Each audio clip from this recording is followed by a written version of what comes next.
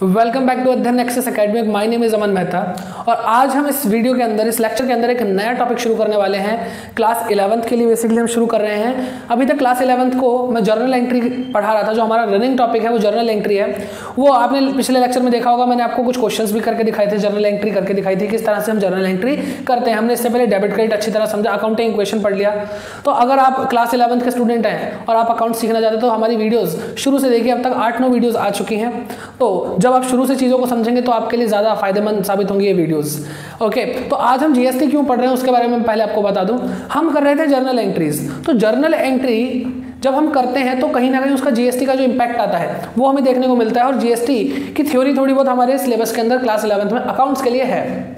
तो मैंने क्या सोचा कि पहले आपको जर्नल एंट्री जब आप करोगे उस पर जीएसटी का इंपैक्ट आएगा, तो उससे पहले आपको थोड़ा जीएसटी समझा दिया जाए। तो विदाउट जीएसटी जो भी जर्नल एंट्री आपको करनी होती है लगभग वो आप कर सकते हैं। लेकिन हम कोई टॉपिक बिना पढ़े कैसे आगे बढ़ जाए, तो हमें क्या करना है, हमें जीएसटी आज पढ़ना है। तो ये जो वीडियो है वो किस किस के लिए काम आ सकती है। क्लास 11th के जो बच्चे हैं जो जीएसटी पढ़ना चाहते हैं उनको पूरा बेसिक मैं कराऊंगा, क्योंकि बहुत शुरुआती लेवल पे हमारे सीबीएसई बोर्ड ने हमें जीएसटी थमा दिया तो हमें समझना तो पड़ेगा। तो बहुत बेसिक लेवल पे समझाना पड़ेगा मुझे इस टाइम। और जो नए नए हैं, जिनको जो कुछ और पढ़ाई कर रहे हैं, जिनको जीएसटी के बारे में थोड़ी बहुत नॉलेज चाहिए होती है, कोई भी इंसान ये वीडियो देख सकता है जिसको जीएसटी समझ में नहीं आता। तो स्टार्टिंग यहाँ से आप कर सकते हैं। तो हम बहुत बेसिक लेवल को टच करने वाले हैं और अच्छी तरह चीज़ों को समझेंगे। तो आज ये लेक्चर शुरू करते हैं। तो अब हम पढ़ने क्या जा रहे हैं, हम पढ़ने जा रहे हैं GST, goods and services tax. तो नाम में ही टैक्स है। तो सबसे पहला क्वेश्चन जो आता है वो यही आता है कि ये टैक्स क्या होता है। हिंदी में टैक्स को हम बोलते हैं कर, या फिर बोलते हैं हम लगान। ठीक है, ये क्या है, ये किसको देना होता है, ये एक इंसान गवर्नमेंट को देता है। क्यों देता है, कैसे देता है, अरे रुक जाओ अभी देखते हैं। तो सबसे पहले गवर्नमेंट को हम देते क्यों है ये टैक्स, तो देखो इसके पीछे कहानी। Government needs fund to maintain a country. किसी भी कंट्री को मेंटेन रखने के लिए, उसकी देखरेख करने के लिए सरकार को क्या चाहिए होता है, पैसा चाहिए होता है। ठीक है, और कौन कौन से इश्यूज वो हैंडल करते हैं, जैसे सोशल इश्यूज हैं, स्कूल वगैरह बनवाना, पार्क बनवाना, ठीक है, सोसाइटी मेंटेन करके रखना, हेल्थ इश्यूज को ध्यान में रखना, सरकारी हॉस्पिटल्स बनते हैं, डिफेंस जो हमारी आर्मी है, एयरफोर्स है, जो नेवी है, और हमारे जो पुलिस कर्मचारी हैं, इनके लिए जो इक्विपमेंट आते हैं, जो इनको सैलरी दी जाती है, वो कहाँ से देंगे वो। तो ये जो देश जो चल रहा है कि कैसे चल रहा है, कहीं ना कहीं तो फंड्स आते होंगे। और tax is the one of the source. Tax का एक सोर्स है फंड्स का जो गवर्नमेंट को मिलते हैं अपनी कंट्री को मेंटेन करने के लिए। ठीक है, तो आपको समझ में आया कि टैक्स हमें देना क्यों पड़ता है। तो सर टैक्स होता क्या, एक बार थोड़ा डेफिनेशन बताएंगे। तो देखिए, what is tax. Tax means compulsory contribution to government. यानी गवर्नमेंट को हमें कंपलसरी, ऐसा नहीं मन नहीं कर रहा चलो नहीं देते टैक्स, खैर ऐसा लोग कर रहे हैं, लेकिन टैक्स क्या है, कंपलसरी पेमेंट है, कंपलसरी कंट्रीब्यूशन है गवर्नमेंट के लिए कि हम क्या करेंगे, गवर्नमेंट को कंपलसरली पैसे देंगे ही देंगे टैक्स के रूप में। ठीक है, तो हमें समझ में आ गया टैक्स भी क्या होता है। तो टैक्स जब हमें समझ में आ गया तो उसके बाद पहले देखते हैं टैक्स कितने तरह के होते हैं। तो हम 2 कैटेगरी में टैक्स को डिवाइड करते हैं। पहला है डायरेक्ट टैक्स, दूसरा है इनडायरेक्ट टैक्स। अब इनके बारे में हम समझना शुरू करते हैं। टैक्स को हमने 2 टुकड़ों में बांट लिया और अब हमें समझ में आएगा जो जीएसटी है या तो डायरेक्ट टैक्स होगा या इनडायरेक्ट टैक्स होगा, कहीं तो जाएगा। तो देखते हैं। तो कुछ बातें मैंने यहाँ पे नोट डाउन करी हैं, जरा देखिए।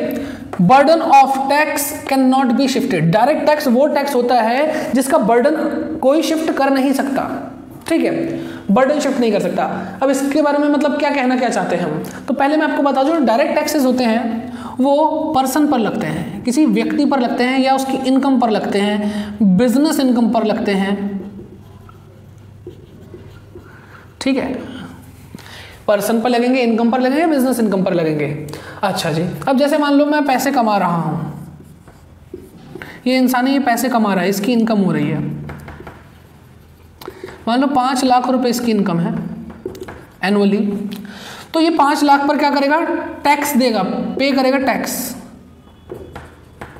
किसको देगा, गवर्नमेंट को देगा। ठीक है, तो हमें बात समझ में आ गई। क्या ऐसा ये कर सकता है कि बोलेगा भाई मुझसे टैक्स मत मांगो, इससे ले लो, नहीं। ये जो टैक्स का बर्डन है, जो 5 लाख पर जितना भी टैक्स बनेगा, जो भी बर्डन है, वो ये इंसान किसी और पे ट्रांसफर नहीं कर सकता, शिफ्ट नहीं कर सकता। इसलिए जो ये टैक्स है, ये किस तरह का टैक्स है, डायरेक्ट टैक्स है। Burden of tax can not be shifted. ठीक है, ओके। फिर क्या बोल रहे हैं इनडायरेक्ट टैक्स के लिए कि burden of tax can be shifted. Indirect tax ऐसा टैक्स है जिसका बर्डन हम शिफ्ट कर सकते हैं। अच्छा जी, तो चलिए इसके लिए भी कुछ बात करें। ये जो टैक्स होता है ये जर्नली गुड्स पे लगता है या फिर सर्विसेज पे लगता है, गुड्स या सर्विसेज पे लगता है। तो सर इसका बर्डन जो है टैक्स का वो कैसे शिफ्ट हो जाता है, जरा हमें थोड़ा डिटेल में बताइए। ओके जी, बताते हैं। तो जो बर्डन ऑफ टैक्स है, अब होता क्या है, ये है एक शॉपकीपर, ठीक है, मुन्ना लाल, ठीक है, ये है इनके कस्टमर, इनकी दुकान है, ये शॉपकीपर है ना, ये एक कस्टमर है जिसका नाम है पिंटू। ओके, अब ये भाई साहब क्या करते हैं, शॉपकीपर जो है ये सामान लाते हैं, गुड्स खरीदते हैं और आगे बेच देते हैं, ठीक है। तो जब ये गुड्स खरीदते हैं पिंटू भैया, तो ये क्या इनको देते हैं, ये इनको पैसे दे देते हैं, प्राइस पे करते हैं। और आप जब भी कोई पैकेट खरीदते हैं उस पर MRP होती है। MRP के साइड पे क्या लिखा होता है ब्रैकेट्स में, inclusive of all taxes, inclusive of all taxes, कि सारे टैक्स इस MRP में अधिकतम खुदरा मूल्य के अंदर जुड़े हुए हैं। तो ये जो प्राइस इसने पे करा, इसके अंदर जो एक्चुअल कॉस्ट थी प्रोडक्ट की, कॉस्ट प्लस प्रॉफिट, यानी जो सेल प्राइस था, एक तो वो पे करा सेल प्राइस, और दूसरा क्या पे करा है पिंटू भैया ने, टैक्स पे करे, ठीक है। अब इनके पास इनका सेल प्राइस भी पहुंच गया और इनके पास टैक्स भी पहुंच गए। अब ये क्या करेंगे, जो टैक्सेस होंगे वो लेकर जाएंगे गवर्नमेंट को दे देंगे टैक्स। तो टैक्स जाना किसकी जेब में से था, पिंटू की, लेकिन ये दुकानदार के पास टैक्स पहुंच गया, यानी ये बर्डन शिफ्ट हो गया किस पे, इस शॉपकीपर पे। और अब इस शॉपकीपर को क्या करना पड़ेगा, गवर्नमेंट को टैक्स पे करना पड़ेगा। तो यहां पर पिंटू का बर्डन शॉपकीपर पे शिफ्ट हो गया। ओके, तो बहुत इजी मैंने एग्जांपल रखने की कोशिश करी। आई होप आपको दोनों पॉइंट समझ में आए होंगे कि डायरेक्ट टैक्स के अंदर बर्डन शिफ्ट नहीं हो सकता, लेकिन इनडायरेक्ट टैक्स में बर्डन शिफ्ट होता है, ठीक है। ओके, चलते हैं सेकंड पॉइंट की तरफ, डायरेक्टली पेड टू गवर्नमेंट। जो डायरेक्ट टैक्सेस होते हैं वो डायरेक्टली पे किए जाते हैं गवर्नमेंट को। अभी मैंने आपको एग्जांपल दिया था, एक इंसान उसने 5 लाख रुपए कमाए, तो 5 लाख पे जितना भी टैक्स बनता है वो गवर्नमेंट को जाकर दे के आ रहा है, तो वो क्या हुआ, डायरेक्टली पे किया उसने, ठीक है, डायरेक्टली पेड। लेकिन अगर हम इनडायरेक्ट टैक्सेस को देखें, अभी रहा एग्जांपल जो अभी मैंने कराया, तो टैक्स जाना था पिंटू का, लेकिन पिंटू ने डायरेक्टली नहीं दिया, पहले इसको दिया और इसने पहुंचाया गवर्नमेंट तक, तो इनडायरेक्टली गवर्नमेंट तक पहुंचाया, तो इनडायरेक्टली पेड होता है इनडायरेक्ट टैक्स। इसीलिए ऐसे टैक्सेस को डायरेक्ट टैक्स बोलते हैं, क्योंकि इनको गवर्नमेंट को हम डायरेक्टली पे करते हैं और इन टैक्सेस को हम इनडायरेक्टली पे करते हैं, इसलिए इनको क्या बोलते हैं, इनडायरेक्ट टैक्स बोलते हैं, ठीक है। तो अकाउंट से तो काफ़ी हटके चीज़ें हैं ये, और आपको थोड़ा इंटरेस्ट भी आ रहा होगा। टैक्स हमें पता नहीं होता, लेकिन हमारी लाइफ का एक अभिन्न अंग है, ऐसा पार्ट है जो हम इग्नोर नहीं करना चाहिए, हमें पता होना चाहिए टैक्सेस के बारे में, ठीक है। एक छोटा सा बच्चा भी कोई दुकान पे 5 रुपए की चीज़ लेने जाता है ना, तो वो भी कहीं ना कहीं टैक्स पे करके आ रहा है, ठीक है, उसे पता भी नहीं होता। थर्ड पॉइंट पे आते हैं, प्रोग्रेसिव एंड रिग्रेसिव।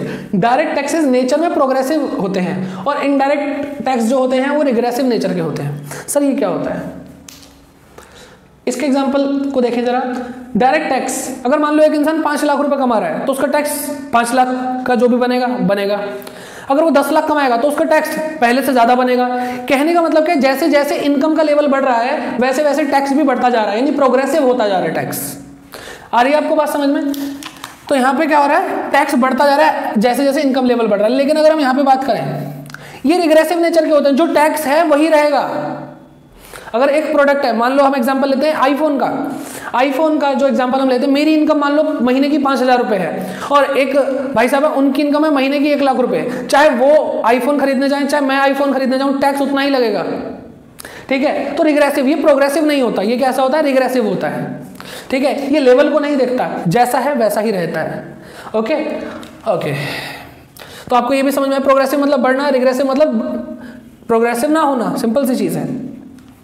हाँ जी, अब फोर्थ पॉइंट पे आते हैं। फोर्थ पॉइंट में लिखा है जो डायरेक्ट टैक्सेस होते हैं वो नॉट इन्फ्लेशनरी होते हैं। इन्फ्लेशनरी वर्ड बनता है इन्फ्लेशन से। इन्फ्लेशन का मतलब होता है महंगाई। तो जो डायरेक्ट टैक्सेस होते हैं वो इन्फ्लेशनरी नहीं होते, यानी वो महंगाई नहीं बढ़ाते, इनकी वजह से महंगाई नहीं होती। क्यों नहीं होती? क्योंकि ये पर्सन पे लगते हैं। महंगाई तो हम कैसे देखते हैं? गुड्स और सर्विसेज के बेसिस पे देखते हैं। पहले ये सामान 5 रुपए का आता था, अब 10 रुपए का हो गया, इसे कहते हैं महंगाई।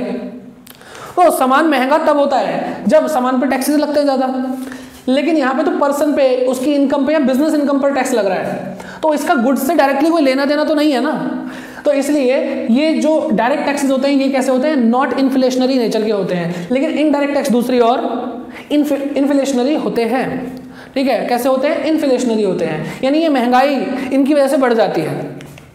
क्यों बढ़ जाती है? जैसे जैसे टैक्सेस लगेंगे तो जो एंड कंज्यूमर होता है, एंड कंज्यूमर मतलब एक चेन होती है, पहले मैन्युफैक्चरर यानी गुड्स को बनाने वाला, फिर वो होलसेलर को देता है, फिर वो रिटेलर को वो सामान देता है, और आखिर में ये सामान एक कंज्यूमर के पास जाता है जो उस वस्तु को कंज्यूम करता है, उपभोग करता है उसका। ठीक है, तो ये सारे जो भी टैक्सेस लगते हुए हैं सबके टैक्स किसकी जेब में से निकले? एक कंज्यूमर की जेब से निकले।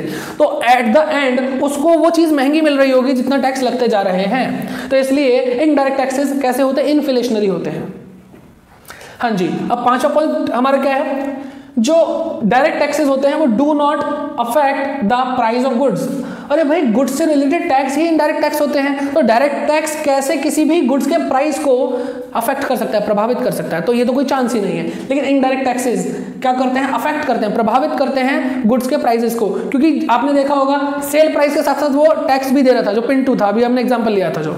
तो यहाँ पे क्या हो रहा था? प्राइस के साथ साथ टैक्स बढ़ रहा था, और उसकी वजह से क्या हो रहा था? हमारे प्राइस बढ़ते हुए नजर आ रहे थे हमें। ठीक है, लास्ट पॉइंट आता है कॉस्टली टू कलेक्ट। जो डायरेक्ट टैक्सेस होते हैं वो कलेक्ट करना थोड़ा महंगा पड़ जाता है, क्योंकि हमें नहीं पता चलता कौन इंसान कितना कितनी इनकम कमा रहा है, उसको ट्रेस करना पड़ता है। उसके लिए हमें क्या चाहिए होता है? हमें कुछ कर्मचारी चाहिए होते हैं जो हमारे इनकम टैक्स डिपार्टमेंट में होते हैं। लेकिन इनडायरेक्ट टैक्सेस के बारे में अगर हम बात करें तो ये गुड्स के अंदर एमआरपी में पहले से इंक्लूसिव होते हैं। तो इंसान जब पैसे देगा किसी भी चीज को खरीदने के लिए, वो ऑटोमेटिक टैक्स भी पे कर रहा है। इसलिए इसको कलेक्ट करने के लिए, इनडायरेक्ट टैक्सेस को कलेक्ट करने के लिए ज्यादा कॉस्ट हमें गवर्नमेंट को नहीं लगानी पड़ती। ठीक है, आई होप आपको इनके फीचर्स समझ में आ गए होंगे। तो सर जीएसटी पे वापस आओ ना। जीएसटी क्या है? Goods and services tax. और गुड्स और सर्विसेज पे जो टैक्स लगता है वो इनडायरेक्ट टैक्स होता है। तो जीएसटी का एक तरह का इनडायरेक्ट टैक्स है। ठीक है, अच्छा जी, अब बात करते हैं कि सर कुछ इनडायरेक्ट टैक्सेस के नाम बता दो। तो मैं आपको कुछ बताता हूं जो जीएसटी से पहले होते थे। जीएसटी से पहले एक टैक्स था value added tax. Value added tax, central sales tax, central excise duty, service tax, service tax, custom duty, और ऐसे पता नहीं बहुत सारे टैक्सेस होते थे। मैंने आपके पास सामने कुछ 4-5 लिख दिए। ठीक है सर, जीएसटी से पहले क्या अब ये नहीं रहे? जी, इसमें से कुछ टैक्स नहीं रहे। अब कुछ टैक्स कुछ है कुछ नहीं है, लेकिन अब लगभग हर किसी को गुड्स एंड सर्विसेज टैक्स ने अपने अंदर संभाल लिया है। ये तो इनडायरेक्ट टैक्सेस के कुछ एग्जाम्पल्स थे। डायरेक्ट टैक्सेस के एग्जाम्पल क्या होंगे? इनकम टैक्स, सबसे बड़ा direct tax I think income tax ही है, और है एक वेल्थ टैक्स होता है, शायद अब नहीं लगता। ठीक है, इनकम टैक्स अभी भी लगता है। हाँ जी, तो आपको समझ में आ गया। वैल्यू एडेड टैक्स सेल्स पे लगता था, सेंट्रल सेल्स टैक्स सेल पे लगता था, एक्साइज ड्यूटी कभी भी कोई मैन्युफैक्चरर कोई गुड्स को प्रोड्यूस करता था तो टैक्स लगता था, सर्विसेज पे टैक्स लगते थे, सर्विस टैक्स, और कस्टम ड्यूटी लगती है किस पे? कस्टम ड्यूटी लगती है एक्सपोर्ट और इम्पोर्ट पे लगती है। ठीक है, तो सर अब क्या हुआ जब से जीएसटी आया? जीएसटी के बारे में तो कुछ बताइए। तो मैंने आपको बताया कि इनमें से बहुत सारे टैक्सेस को जीएसटी ने अपने अंदर संभाल लिया। तो जीएसटी की एक बार डेफिनेशन देखो तो आपको पता चलेगा कि जीएसटी क्या है? एक कॉम्प्रिहेंसिव इनडायरेक्ट टैक्स। कॉम्प्रिहेंसिव का मतलब बहुत बड़ा टैक्स। ठीक है, okay. Levied eight prescribed rate, यानी ये जो टैक्स है इनडायरेक्ट टैक्स, लेविड का मतलब लगाया जाता है, एट अ प्रेस्क्राइब्ड रेट यानी पहले से ही तय किए गए रेट पर, on every supply, her supply पर लगाया जाता है। सर ये सप्लाई क्या होती है? अभी हम आगे कुछ जीएसटी की वीडियोस लेकर आएंगे, वहां पे आपको पता चलेगा सप्लाई होती क्या है जीएसटी से रिलेटेड। ठीक है, वैसे आपने सप्लाई वर्ड सुना होगा, थोड़ा यहाँ पे एक्सप्लेन भी करा है। On every supply that is supply of goods and और या फिर सप्लाई ऑफ सर्विसेज। ठीक है, यानी जब हम गुड्स को बेचते हैं तो यहाँ पे इसलिए गुड्स को बेचने के लिए हम वर्ड यूज करते हैं सप्लाई ऑफ गुड्स, और जब हम सर्विसेज देते हैं यानी हम सर्विस रेंडर करते हैं तो भी हम उसको क्या बोलते हैं, सप्लाई ऑफ सर्विसेज। ठीक है, तो गुड्स और सर्विसेज की सप्लाई पर प्रेस्क्राइब्ड रेट पर जो टैक्स लगता है वो जीएसटी है। ठीक है, एक्सेप्ट, इसके सिवाय, किसके सिवा, पेट्रोलियम प्रोडक्ट पे जीएसटी नहीं लगता। कुछ पेट्रोलियम है जैसे पेट्रोल है, डीजल है और aviation turbine fuel, natural gases, इन पे जीएसटी नहीं लगता है, इनको भी जीएसटी से बाहर रखा गया है गवर्नमेंट ने। और alcoholic liquor for human consumption, और जो इंसान दारू लेते हैं, अल्कोहल लेते हैं, उस अल्कोहल पे भी जीएसटी नहीं लगता। सर मतलब नहीं लगता, यानी अल्कोहल पे, दारू पे, विस्की पे, वाइन पे जीएसटी नहीं लगता। सर इस पे टैक्स नहीं लगता तो कितना बढ़िया है ना, यहाँ पे टैक्स नहीं लगेगा, बहुत सस्ती होगी, लोग पिएंगे आराम से। ऐसा नहीं है, अल्कोहल पे जीएसटी नहीं लगता, लेकिन मैंने ये तो नहीं कहा कि टैक्स ही नहीं लगता, दूसरे टैक्सेस लगते हैं। अभी भी जीएसटी नहीं लगता, लेकिन स्टेट एक्साइज लगता है, यानी स्टेट लेवल पे जो एक्साइज ड्यूटी होती है वो लगाई जाती है। यानी जब भी कोई अल्कोहल बनाता है तो उसके प्रोडक्शन पे टैक्स लगते हैं और उसकी सेल पर सेल्स टैक्स भी अभी भी लगते हैं, लेकिन जीएसटी नहीं लगता। ठीक है, कुछ डिटेलिंग है, आगे धीरे धीरे हम चीज़ों को बताते रहेंगे। तो हमने जीएसटी की डेफिनेशन भी देख ली, हमने टाइप्स ऑफ टैक्सेस देख लिए, हमने थोड़ा बैकग्राउंड चेक करा, टैक्स क्या होता है वो चेक करा, और कितने तरह के जो टैक्सेस थे जीएसटी से पहले वो देखे। तो इनडायरेक्ट टैक्सेस का एग्जांपल अगर हम अब लें जीएसटी के बाद से, तो गुड्स एंड सर्विसेज टैक्स क्या है, एक इनडायरेक्ट टैक्स है।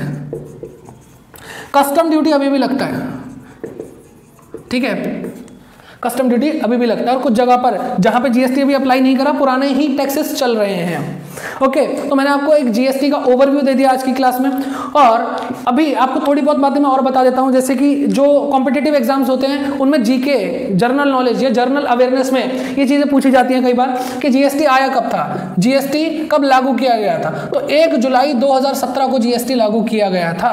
ठीक है, किन्होंने जीएसटी बनाया था, गवर्नमेंट ने एक कमेटी बनाई थी जिसको हम बोलते हैं केलकर टास्क फोर्स या कमेटी। ठीक है, और इनको, इसके जो हेड थे इस कमेटी के वो थे विजय केलकर सर।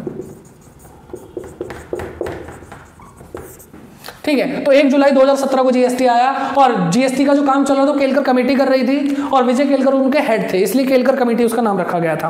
ठीक है, तो ये कुछ छोटी मोटी बातें थी। आगे भी अभी जीएसटी के बारे में तो बहुत कुछ पढ़ना है, ये पहली बेसिक वीडियो थी। आई होप आपको भी ये जो वीडियो में बताई गई बातें हैं वो सारी समझ में आई होंगी। कोई भी डाउट है आप कमेंट सेक्शन में जाकर पूछिए, बेझिझक बिना हेजिटेशन के आराम से पूछिए और पढ़ते रहिए। और हमारी वीडियोस अगर आपको अच्छी लग रही हैं तो प्लीज लाइक करें, ताकि हम थोड़े मोटिवेट हों और ज्यादा वीडियोस बनाएं, अच्छी वीडियो बनाएं, और हम अपने इस काम को कंटिन्यू रखें।